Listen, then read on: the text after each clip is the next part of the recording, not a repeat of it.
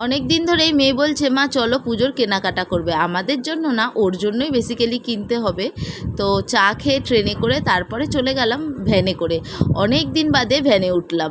ছোটোবেলায় প্রায় ভ্যানে উঠতাম, আমি আবার একটু ভ্যানে উঠতে ভয় পাই, কারণ ভ্যান থেকে একবার পড়ে গেছিলাম ছোটোবেলায়।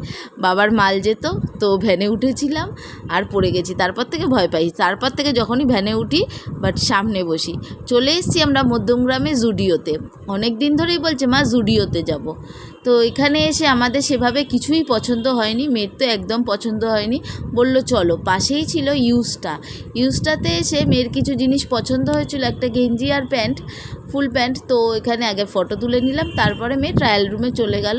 ওখান থেকে নিয়ে পাশেই ছিল বার্গার কিংয়ে চলে আসলাম। এখানে এত ভালো ব্যবস্থা আর দামও খুব কম খাবার দাবারের। এখানে আমাদের আগে পে করে নিতে হবে, পে করে তারপরে আমরা বসে পড়লাম। আর এত পরিষ্কার, এত সুন্দর, খুব সুন্দর। তোমরা যদি মধ্যমগ্রাম এই জুডিওতে যাও তাহলে বার্গার কিংয়ে অবশ্যই যাবে। এখানে খাবার দাবার খুব সস্তায়। আমরা দুটো কম্বো অর্ডার করেছিলাম, কফির সাথে একটা ক্রিপসি পটেটো ছিল, নাগেটসটা অর্ডার করেছিলাম, আর করেছিলাম বার্গারের সাথে কোল্ড ড্রিঙ্কস। নাগেটসটা এত ভালো লেগেছিলো, আমরা আবার একটা অর্ডার করি।